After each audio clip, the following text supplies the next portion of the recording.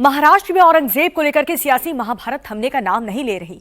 औरंगजेब को महान बताने वाले अबू आजमी विधानसभा से सस्पेंड हो चुके हैं और वहीं अब औरंगजेब की कब्र हटाए जाने को लेकर के विवाद शुरू हो चुका है। सीएम फडणवीस ने औरंगजेब की कब्र पर बयान दिया।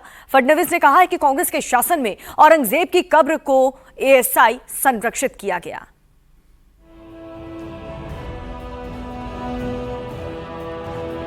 क्या महाराष्ट्र से औरंगजेब की कब्र हटाने की तैयारी है? क्या कांग्रेस की वजह से औरंगजेब की कब्र नहीं हटाई जा रही है? साहेब, आम्हालाही प्रत्येकाला असंच वाटतं, फक्त काही गोष्टी कायद्याने करावे लागतात कारण ती संरक्षित आहे।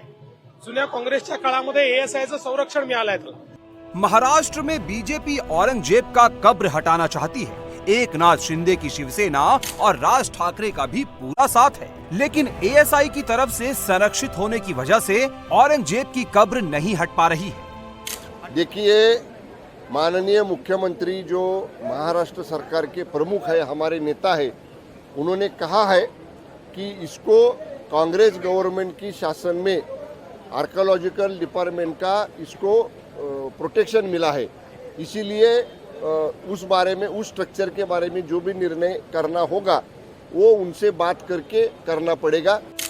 समाजवादी पार्टी के नेता अबू आजमी ने कुछ दिन पहले औरंगजेब को लेकर बयान दिया था और औरंगजेब की तारीफ की थी। इसी के बाद से महाराष्ट्र की सियासत के सेंटर में औरंगजेब आ गया है। लगातार उसकी कब्र को हटाने की मांग की जा रही है। 1707 में महाराष्ट्र के अहमदनगर में औरंगजेब की मौत हुई थी। उसे औरंगाबाद के खुलदाबाद में दफनाया गया था। औरंगजेब की मौत के वक्त उसके पास खुद के कमाए 14 रुपए और 12 आने थे। इसी पैसे से औरंगजेब का मकबरा बनवाया गया था। कांग्रेस के नेता शिवाजी की तारीफ जरूर कर रहे हैं, लेकिन औरंगजेब की कब्र हटाने को लेकर सीधा जवाब देने से भी बच रहे हैं। औरंगजेब की बात कर एक तरफ हम छत्रपति शिवाजी महाराज के विचारधारा के साथ चलते हैं, ऐसा कहानी आप बताते हो, लेकिन छत्रपति शिवाजी महाराज की विचारधारा आपकी है ही नहीं। और ये इतिहास अब बंद करो और जो अब वर्तमान चल रहा है, वर्तमान में महाराष्ट्र को अच्छा कैसा कर सकते हैं उसके ऊपर ध्यान दें। शरद पवार की एनसीपी भी औरंगजेब विवाद से दूरी बनाकर चल रही है, क्योंकि औरंगजेब के समर्थन में दिखने से उसके मराठा वोट बैंक में बिखराव हो सकता है। महाराष्ट्र में सिर्फ औरंगजेब का ही चलने वाला है कि कुछ गरीबों का, काश्तकारों का, कर्मचारियों का, कामगारों का, महिलाओं का भी देखा जाएगा कि सिर्फ हम औरंगजेब के ऊपर ही पूरा सेशन घुमाने वाले हैं।